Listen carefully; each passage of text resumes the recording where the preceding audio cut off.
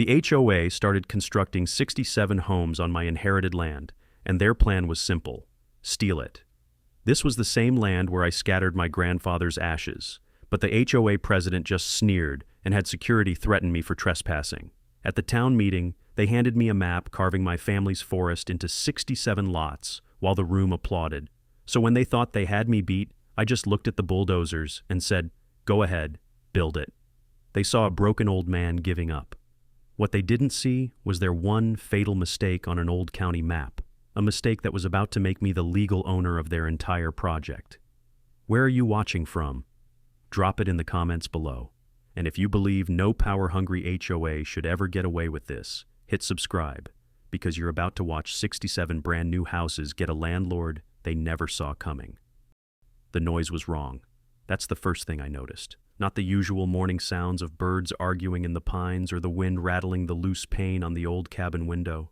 This was a deep, guttural growl that vibrated right up through the floorboards. It was the sound of steel teeth biting into earth, and it was close. Too close. I put my coffee down and walked to the door, my heart already thumping a rhythm I didn't like. Stepping onto the small porch my grandfather built with his own 2 hands, I saw it. Just past my fence line, where the forest should have been a solid wall of green, there was a gash of raw, red dirt. A massive yellow bulldozer was pushing over 60-year-old oak trees like they were weeds. My stomach went hollow. This was my land, all 11 acres of it. My grandfather left it to me, the only thing he really had to give. It wasn't much to look at for most folks, just a patch of untouched woods, a small hunting cabin, and a sliver of a lake. But to me, it was everything. It was where I'd spent summers as a boy learning to track deer and patch a leaky roof. It was where I taught my own daughter, Heather, how to cast a line and bait a hook. It's where I stood, right by that calm water, and scattered my grandfather's ashes, just like he asked. I had plans for this place. Big plans. Now that I was retired, I was going to fix up the cabin, make it a real home. A legacy for Heather and my grandson, a safe place where they could get away from all the noise of the world. And now, the noise of the world was right on my doorstep, tearing it all to shreds. I grabbed my old VA cap, pulled it on tight, and walked toward the chaos. The air smelled of diesel fumes and ripped-up soil. A couple of guys in hard hats were pounding stakes into the ground, a string line stretched between them, cutting a straight, ugly path right across the clearing where I'd planned to plant a vegetable garden. I walked up to the nearest one. "Morning," I said, trying to keep my voice steady.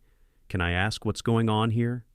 He didn't even look up, just grunted and hammered another stake into the ground. I tried the other guy. "Excuse me, I own this property. No one told me about any of this." He glanced at me, then looked away, pointing his chin toward a woman standing near a black SUV. "Talk to her," he muttered, and went back to his work. The woman was holding a clipboard like a shield. She wore a pristine white vest with a logo I couldn't quite make out. Designer sunglasses perched on her head despite the morning shade. She looked completely out of place, like she'd been dropped here from a country club luncheon. As I got closer, she looked me up and down, and her mouth tightened into a thin, dismissive line. "Can I help you?" she asked, her voice dripping with the kind of fake politeness that's more insulting than a curse word. "I hope so," I said. "My name is Randy Keel. I own this land, and you're tearing it apart." She gave a short, sharp laugh. It wasn't a friendly sound. "Actually, you're trespassing, sir. This is the future site of the Hidden Pines East Phase 3 expansion." She tapped her clipboard.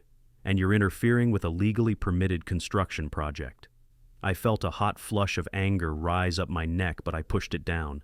I learned in the Army, you don't win fights by losing your temper. You win them with facts. "There must be a mistake," I said, my voice quiet but firm. "This land has been in my family for 60 years. It was never sold." She smirked, a nasty, self-satisfied little expression. "That's not what our records say." She pulled a radio from her belt.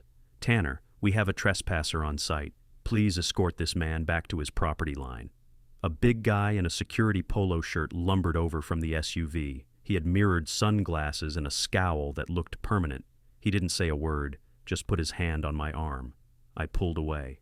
"Don't touch me," I said, looking straight at the woman. "You'll be hearing from our lawyer if you disrupt this project again," she called out as the security guard herded me back toward my cabin. "Have a nice day."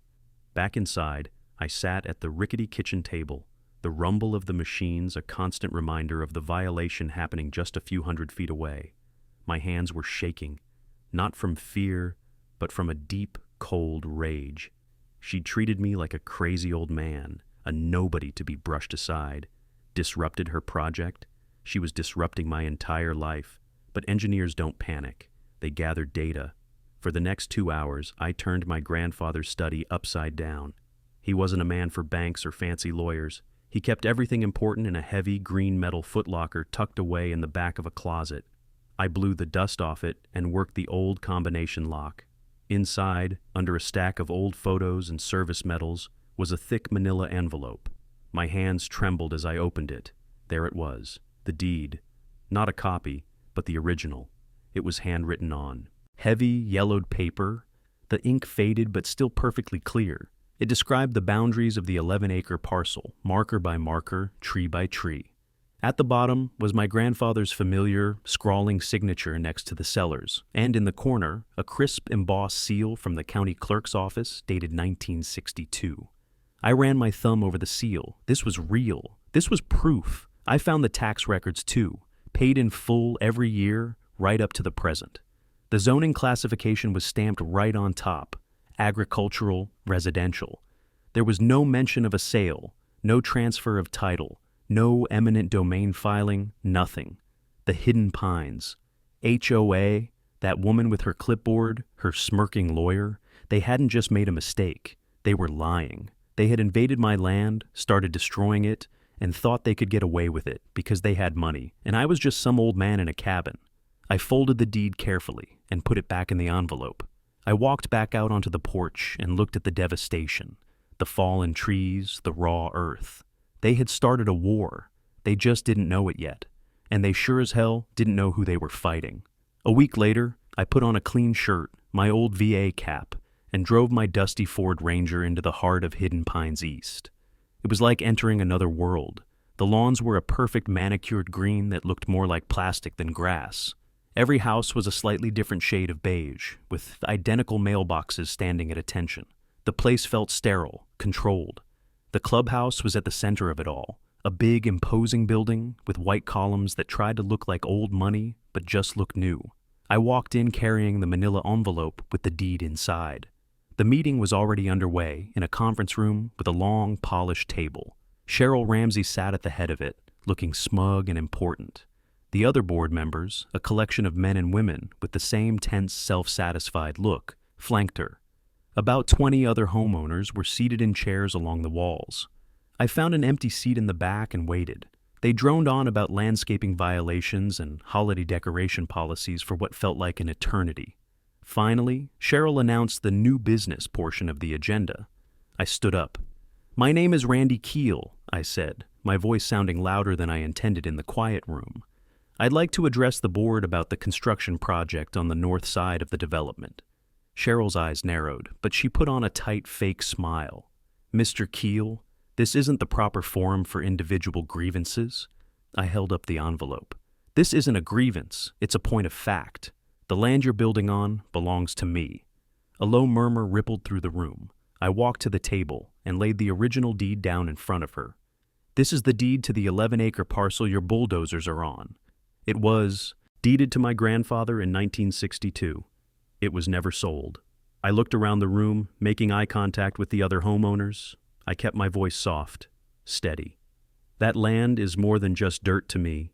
It's where my grandfather taught me to work with my hands. It's where I taught my daughter to fish. My family's history is there. I had planned to fix up the old cabin, leave something behind for my grandson. I'm not asking for a fight. I'm just asking you to look at the facts and stop destroying my property." I could see a flicker of understanding in some of the older faces in the room. A couple of them nodded slightly, looking uncomfortable. For a second, I thought it might actually work. I thought reason and decency might win. That was my mistake. Cheryl didn't even glance at the deed. "Thank you for your story, Mr. Keel," she said, her voice dripping with condescension, "but this is not relevant to today's agenda." She pushed the deed back toward me with 2 fingers, as if it were contaminated. A young man in a suit I'm sure cost more than my truck stood up beside her. He had a smooth, confident face and the kind of smile that never reached his eyes. "Sir," he began, calling me sir in a way that made it feel like an insult. "My name is Greg Landon. I represent the HOA. I can assure you that all proper legal channels were followed. The property in question was subject to a quiet title action that was resolved in court last year. Furthermore, the county has granted all necessary permits under the principles of eminent domain for community development." He said the words like they were a magic spell designed to shut down any argument, but I knew what they meant. I also knew he was lying. There was no court action, no eminent domain. It was just fancy talk to scare me. Before I could respond, he nodded to an assistant who unrolled a large, color-printed map on the table. My heart sank. It was my land, my forest, my clearing, my piece of the lake, but it was all carved up.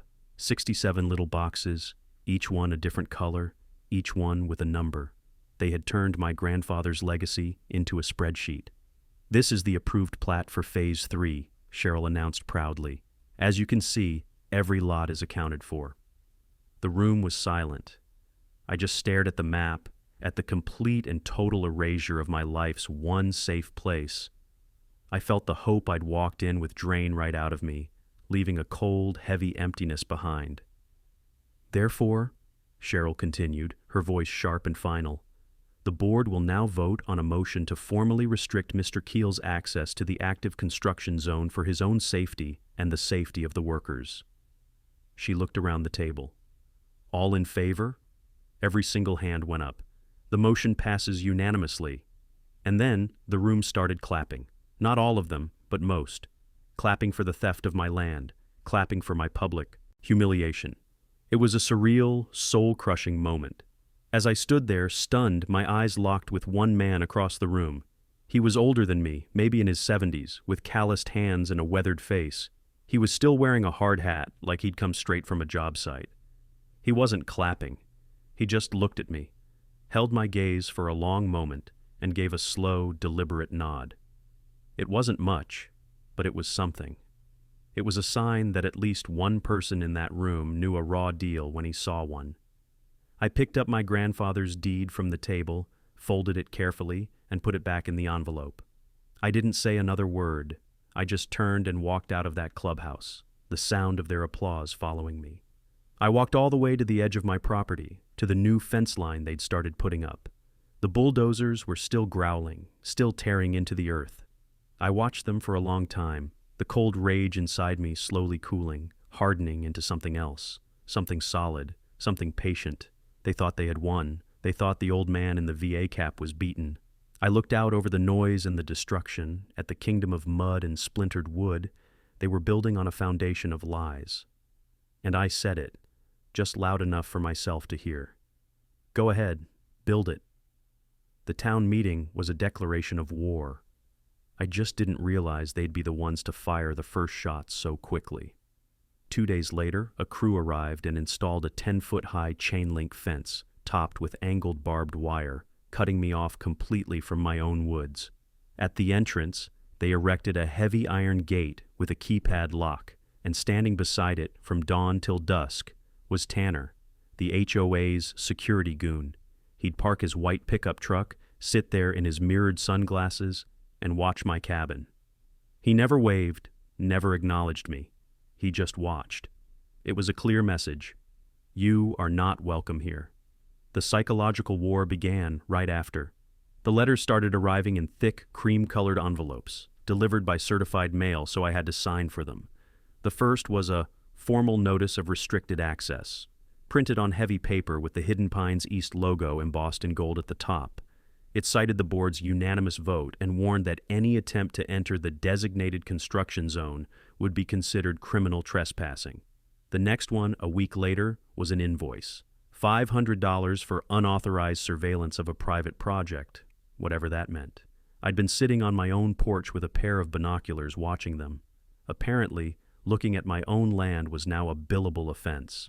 Then came the threats from their lawyer, Greg Landon. He sent a cease and desist letter, full of fancy words that boiled down to one thing: shut up and stay away, or we will sue you into oblivion.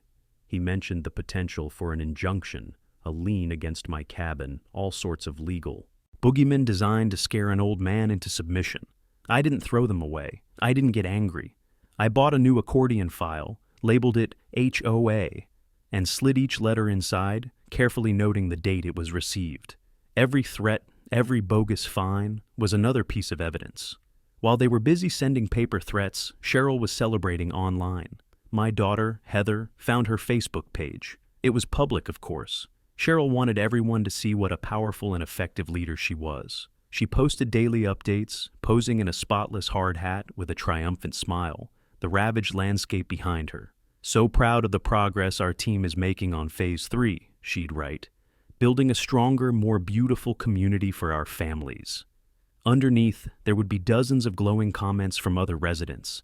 I had Heather screenshot every single post, every picture, every comment. Cheryl was so busy building her legacy in public, she was handing me a perfect record of her arrogance. Meanwhile, I kept walking my property line, the part they hadn't fenced off yet. I've walked that line 1,000 times. I know the dip in the earth by the old lightning-struck pine, the cluster of granite rocks near the creek, and I started noticing things. Small things. One of their survey stakes, a thin piece of wood with a bright pink ribbon, had been moved. It was about 5 feet closer to my cabin than it was the week before. The next day I found another one moved. They were subtly, systematically trying to shrink my property, stake by stake, as if they could physically move the boundary if they just wished for it hard enough. Then came the cameras. They mounted 2 of them on tall poles just inside their new fence line, both pointing directly at my cabin. They weren't watching their own construction site. They were watching me. It was pure intimidation. The turning point came on a Tuesday morning. I went out to get the mail, and tucked inside my mailbox, underneath a circular for a pizza place, was a plain white envelope. No stamp, no return address. Just my name, Randy, written in hurried block letters. Inside was a single sheet of paper, a photocopy of an internal HOA memo. It was a summary from their lawyer, Greg Landon, to the board, dated the week before the town meeting. I read it 3 times. My hands started to shake. The memo talked about the title search on my land. It said, and I'll never forget the phrase, there was a significant gray area regarding the ownership claim. It confirmed the title was still officially in my family's name and that no court-ordered transfer had ever been finalized. It recommended the HOA pause the project to resolve the potential ownership conflict. At the bottom was a handwritten note from Cheryl to the rest of the board. Her looping, arrogant handwriting was unmistakable. "Progress can't wait for paperwork," it said. "We proceed as planned." There it was. The smoking gun. They knew the land wasn't legally theirs, and they decided to take it anyway. They were counting on me being too old, too tired, or too poor to fight back. A quiet rage settled deep in my bones. It wasn't hot anymore. It was cold and hard, like steel. That night, for the first time in weeks, I didn't sit on the porch and watch them. I went to my workshop, the one my grandfather built. I flipped on the overhead lights, the smell of sawdust and engine oil filling the air. I walked past the lathes and the drill presses to the corner where an old, heavy-duty post-hole auger was sitting, covered in a dusty tarp. Its engine was seized, the blades rusted. I pulled the tarp off, ran my hand over the cold metal. They had their lawyers, their maps, and their meetings. They thought they were the builders, but they forgot one thing. I build stuff. I took out my tools, and under the bare bulb, I began to bring the old machine back to life. The anonymous memo confirmed they were arrogant. Now, I needed to prove they were incompetent. Wars aren't won with just one bullet, and the deed alone wasn't enough. They had lawyers who could tie that up in court for years, bleeding me dry. I needed something more, something undeniable, something that would make their entire project collapse like a house of cards. An old army buddy once told me, every big operation has a single point of failure. I just needed to find theirs. And I had a hunch it was buried in paperwork. The next morning, I got in my truck and drove 3 hours east to the county seat, a sleepy town with an old stone courthouse at its center. I bypassed the main clerk's office and went straight down to the basement, to the county archives and records department. It was a quiet, musty-smelling place, filled with massive rolling shelves and heavy-bound ledgers. A woman with glasses on a chain looked up from her desk. I told her I needed to see all the property plats and survey maps for my parcel from 1975 to the present day. She gave me a quizzical look, but shuffled off into the stacks. An hour later, she wheeled out a cart stacked high with rolled-up maps and thick binders. I spent the rest of the day there, surrounded by the smell of old paper and dust, carefully unrolling each map on a large, brightly lit table. I went through them one by one, tracing the boundary lines with my finger, comparing the surveyor's notes from each decade. Most of it was exactly as I expected, but then I found it. In a folder dated 1979, there was a document titled Boundary Line Adjustment and Easement Correction. My heart started to beat a little faster. In the late 70s, the county had widened the old state road that ran along the western edge of my grandfather's property. To do it, they had purchased a small 20-foot wide strip of land from him. It wasn't much, but the adjustment had shifted his entire western boundary line. A new survey was done. New markers were set, and a new official plat was filed. It was all there, stamped and signed. Then I pulled out the map Cheryl's lawyer had so proudly unrolled at the meeting, a copy of which they had helpfully mailed to me with one of their threatening letters. I laid it next to the official 1979 plat. My hands went completely still. They didn't match. Cheryl's architect hadn't used the updated official plat. He'd used an old one, a pre-1979 version. A sloppy, lazy mistake. And because of that one mistake, their entire calculation was wrong. Every single one of their 67 lots wasn't just touching my property. Their build wasn't just encroaching on my land by a few feet, it was straddling it. The entire Phase 3 development, every planned foundation, every street, every sewer line, was located 100% inside my legal property line. They didn't own a single inch of the ground they were building on. I felt a slow grin spread across my face. This was it. This was their single point of failure. I knew what I had to do next, but I also knew I couldn't do it alone. I needed a professional, someone the county would listen to. I asked the archivist if she knew any old-school land surveyors, and she recommended a man named Wallace Denton. "Wally's retired," she said, "but if there's a boundary dispute, he's the one you want. Knows this county's dirt better than anyone." I found Wally's number and called him. He had a gruff, gravelly voice and wasn't impressed by my story until I mentioned the 1979 boundary adjustment. There was a pause on the line. "Meet me at the property tomorrow morning," he said, and hung up. He showed up in a beat-up Toyota pickup that looked even older than mine, a grizzled man in his 70s with sharp, intelligent eyes that missed nothing. He didn't say much. He just walked the perimeter, took out his instruments, and got to work. I showed him the old rusted iron pin marking the original corner of my grandfather's land, half buried under a century of fallen leaves. Wally took his readings, consulted his own dog-eared maps, and then looked at the HOA's survey stakes. He let out a low whistle. "Well, I'll be," he chuckled, shaking his head. "They used the old plat, the one before the highway came through." He looked over at the construction site, where crews were now pouring concrete foundations. A slow, mischievous smile spread across his weathered face. "Oh, this is going to be good." For the next 2 days, Wally and I worked quietly. He conducted a full official resurvey of my entire 11 acres, meticulously documenting every boundary marker, every angle, every inch. He was a master at his craft, and it was a pleasure to watch him. He worked with a quiet, focused intensity that I respected. When he was done, he drafted a new plat. A beautiful, precise document that overlaid his survey on top of the HOA's construction plans. The picture it painted was devastating. There was no gray area. It was black and white. Their entire development was trespassing. Together we drove back to the county courthouse. This time, we didn't go to the basement. We went straight to the clerk's office on the main floor. We filed a formal boundary affidavit and a notice of ownership, attaching Wally's certified survey as irrefutable proof. The documents were stamped, recorded, and became a matter of public record.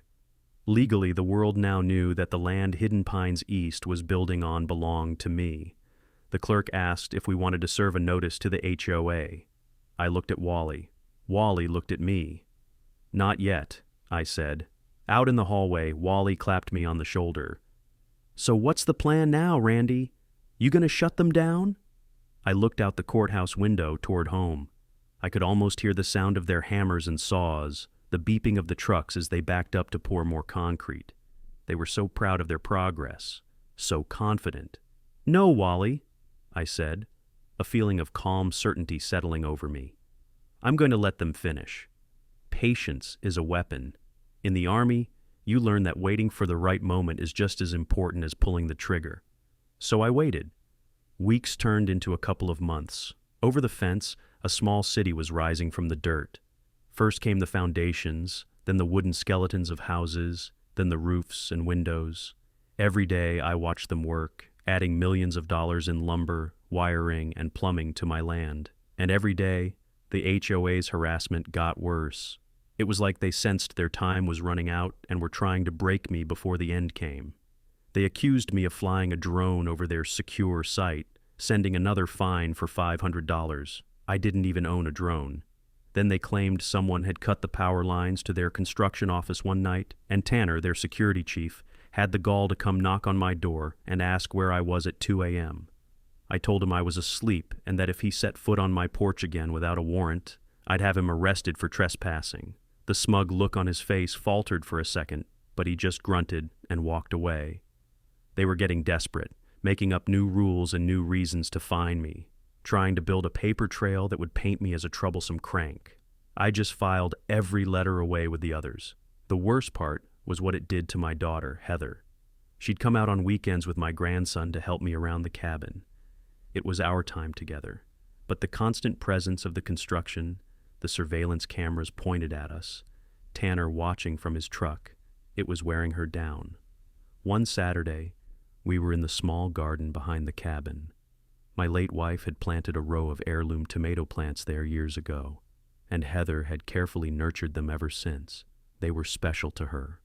We were staking them up when a huge gravel truck, driving way too fast down. The new road they'd built took the turn too wide.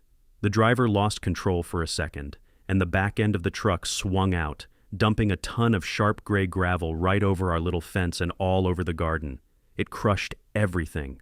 The tomato plants were buried, the stems snapped, the soil contaminated. Heather just stood there, staring. Then her shoulders started to shake, and she began to cry. Not loud, sobbing cries, but quiet, hopeless tears that were so much worse. "Dad, this is too much," she whispered, her voice choked with grief. "Look at what they're doing. They're not going to stop. Maybe we should just sell, take their money and go somewhere else. It's not worth this fight. We've already lost." Seeing her like that, seeing her hope break, was worse than any threat or fine they could send me. It was the closest I came to giving up. That night, I sat alone in my grandfather's worn-out armchair in the cabin, the same chair he'd died in. The smell of sawdust and old books hung in the air. For a long, dark hour, I actually considered it. Selling, just ending the stress, letting them win. Heather's safety, her peace of mind, was more important than any piece of land. I could walk away, and maybe that would be its own kind of victory. But then I thought about my grandfather, a man who never backed down from a bully in his life. I thought about the promise I'd made to preserve this place for my own grandson. Selling wouldn't be a victory. It would be teaching my family that when powerful people push you, you run. And I wasn't going to teach them that. Just as I was stealing my resolve, my phone buzzed. It was a number I didn't recognize. I answered, and a gravelly voice said, "Randy, it's Wally." I sat up straight. "It's time," he said. I didn't need to ask what he meant. The next day, I drove into town and peeked at Cheryl's Facebook page from the library computer. There it was. A glossy photo of a fully built house, complete with a perfect lawn and a big red "Sold" sign in the front yard. Cheryl stood next to it, beaming, holding a giant pair of ceremonial scissors. The caption read, "Congratulations to the first family of Hidden Pines East, Phase 3. Welcome to the neighborhood. Move-in day is this Saturday." The comments were full of champagne emojis and exclamation points. They had done it. They'd built their kingdom on my land. Streets were paved, houses were staged with brand new furniture, and families were about to move in. They thought the fight was over. I looked at the picture of Cheryl, at her triumphant, smug smile. A slow, calm smile spread across my own face. It wasn't triumph she was feeling. It was the blissful ignorance of an enemy who has no idea the ground is about to fall out from under their feet. I didn't post a comment. I didn't call my lawyer. I just picked up my phone and made one quiet call to a local title insurance company. The storm was finally ready to break. The first move had to be silent. While Cheryl was busy planning a ribbon-cutting ceremony, I was at the courthouse with a quiet bulldog of a real estate lawyer Wally had recommended. We didn't sue the HOA. Suing them would have been a public declaration of war, and I wasn't ready to show my hand. Instead, we filed a simple lawsuit to quiet title. It's a legal move that essentially asks a judge to clear up any confusion about who owns a piece of property. But we weren't just asking the judge to confirm my ownership of the 11-acre parcel. We were asking the judge to confirm my legal ownership over the 67 newly created subdivision lots that now sat on top of it. It was a subtle, devastating distinction. The paperwork was filed, the case was sealed for the time being, and the HOA had no idea what was coming. The second move had to be loud. The families buying these new homes were innocent. They were victims in this just as much as I was. They deserved to know who they were really dealing with before they signed their lives away. So, I rented the small ballroom at the local hotel for a Wednesday evening. It wasn't cheap, but it was an investment in the truth. Then my lawyer sent out 67 letters via certified mail, one to every new homeowner who had a contract, and one to every prospective buyer the realtor would give us the name of. The envelope was plain, but the first line of the letter was not. It read, "Urgent, ownership dispute and public information. Session regarding all lots in the Hidden Pines, East Phase 3 development. Your attendance is strongly advised."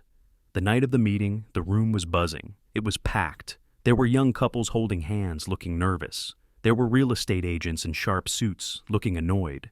And right in the front row, looking like a queen holding court, was Cheryl Ramsey, flanked by her lawyer Greg Landon and a few other HOA board members. They were all whispering and smirking, clearly expecting me to make some last pathetic plea. They thought they were there to watch me lose one final time. I had arranged for a few key people to be there. Wally was sitting quietly in the back, a calm presence.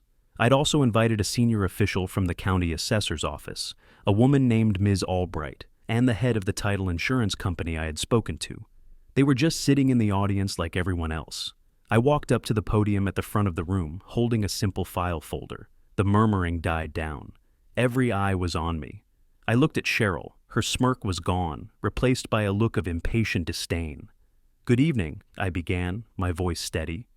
"My name is Randy Keel. I won't take much of your time. I know you're all here because you're excited about your new homes, but there's some information you need to have. Information the Hidden Pines HOA has deliberately kept from you." Greg Landon, the lawyer, jumped to his feet. "Objection," he said, as if we were in a courtroom. "This is a private matter, and this forum is entirely inappropriate." I just ignored him. "Ms. Ramsey and her board have been telling you they own the land you're building on. They are lying." A gasp went through the room. Cheryl's face went from pale to a deep, blotchy red. She started to stand up, but before she could speak, I said, "I don't expect you to take my word for it." I turned and gestured toward the woman from the assessor's office. "Ms. Albright, would you be willing to confirm the county's official record of ownership for this parcel?" Ms. Albright stood up, a no-nonsense woman in a sensible suit. She held a thick file. "I can," she said, her voice clear and carrying through the room.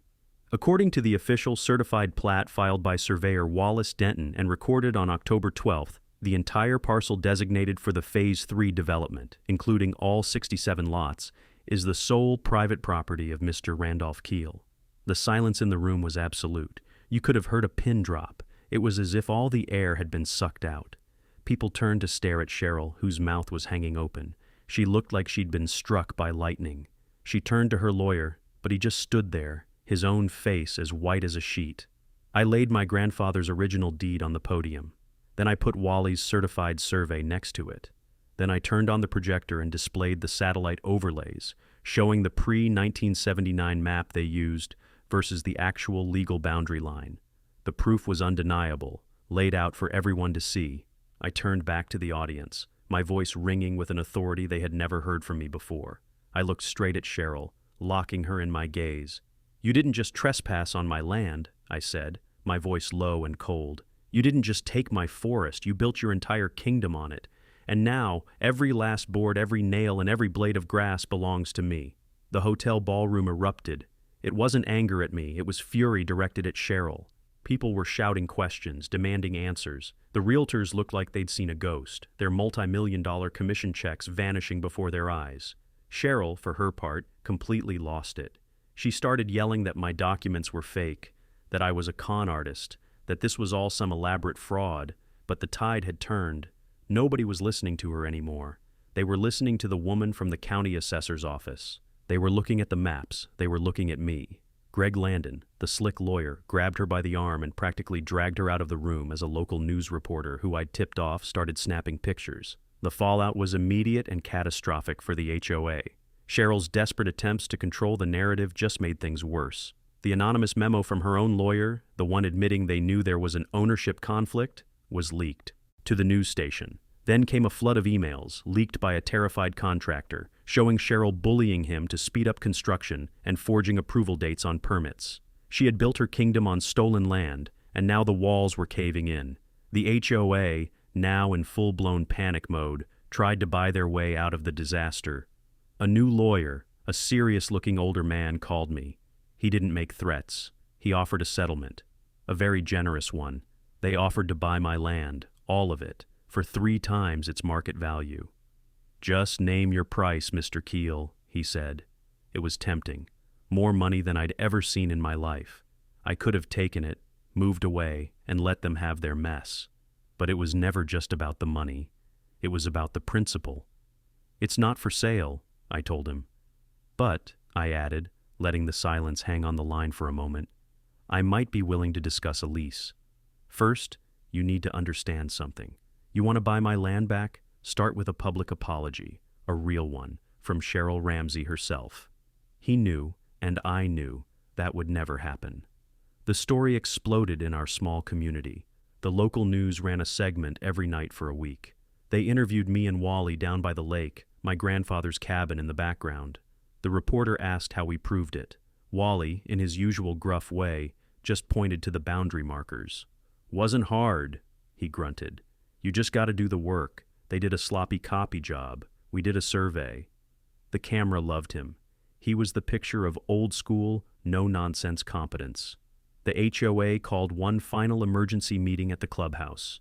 This time, the room wasn't full of supporters clapping for Cheryl. It was packed with angry homeowners, both the new ones whose lives were in limbo, and the old ones who finally saw the board for what it was. The man who'd nodded at me at that first meeting, the Vietnam vet, was there. He walked right up to me and shook my hand. "Gave 'em hell, Randy," he said. "Good on ya." The meeting was chaos. The board members couldn't answer any questions. They just stammered and looked at their shoes. Halfway through, 2 uniformed sheriff's deputies walked into the clubhouse. They walked straight up to Cheryl Ramsey, who was trying to hide in the back, and served her with a summons. She was being investigated for civil fraud and was formally charged with repeated trespassing. The look on her face, the complete and utter shock of real consequences finally arriving at her door, was a sight I will never forget. She was booed out of the room. The rest of the board resigned on the spot. Their little kingdom had officially crumbled. I waited for the room to quiet down, then I walked to the front. "I know everyone here is worried," I said. "You've been lied to. You've put your life savings into homes that technically right now are just unauthorized structures on my property. But I didn't do all this to kick families out onto the street." I looked around. At the faces of the new homeowners, their expressions a mixture of fear and hope. "Here's my proposal. We're going to form a new housing co-op, a real one, run by the residents for the residents. You'll lease the land your home sits on directly from me. The fee will be half of what the HOA was charging you, and I can promise you there will be no fines for the wrong color mailbox, no Karens measuring your grass with a ruler." A wave of relief washed over the room. People started clapping, but this time, the applause felt different. It was real. It was grateful. "There's just one condition," I said, my voice firm. I looked toward the door where Cheryl had just been escorted out. "You don't have to leave, but she does." A cheer went up. It was over. A few weeks later, the old Hidden Pines East sign came down. The iron gate was taken off its hinges and sold for scrap. I walked through the new neighborhood, my neighborhood, and watched as kids played on lawns they now knew were safe. I still had the cabin by the lake, and now I had 67 new families who treated me not as an outsider, but as the man who had saved their homes. My daughter Heather helped me plant a new tomato garden, right where the old one had been crushed. The land was still my family's legacy. It just got a little bigger than I'd planned.